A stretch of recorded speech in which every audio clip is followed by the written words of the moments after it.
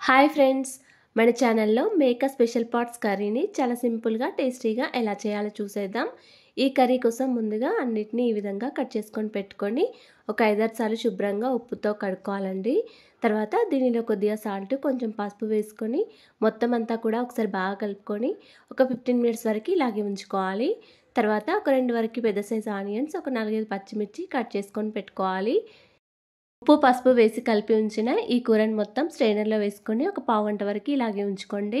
పావుగంట తర్వాత stove on చేసుకొని కుక్కర్ పెట్టుకొని ఇందులోకి ఒక 3 టేబుల్ స్పూన్ల వరకు ఆయిల్ వేసుకోవాలి.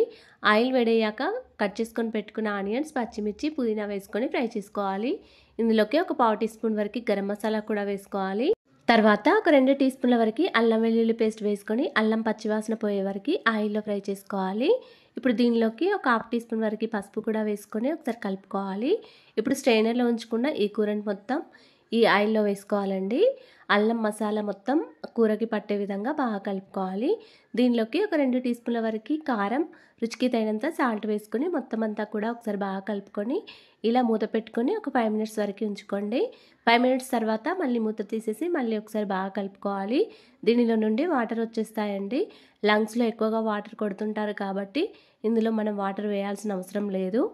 చివరిగా కొద్దిగా కొత్తిమీర కూడా వేసి ఒకసారి కలుపుకొని కుక్కర్ మీద మూత పెట్టుకొని ఒక 6 లేదా 7 విజిల్స్ వచ్చే వరకు ఉంచుకోండి. అంతేనండి, ఎంతో టేస్టీగా సింపుల్గా చేసుకునే మేకా స్పెషల్ పాట్స్ కర్రీ రెడీ అయిపోయింది. నచ్చితే లైక్ అండ్ ఫాలో చేయడం మర్చిపోకండి. Thanks for watching.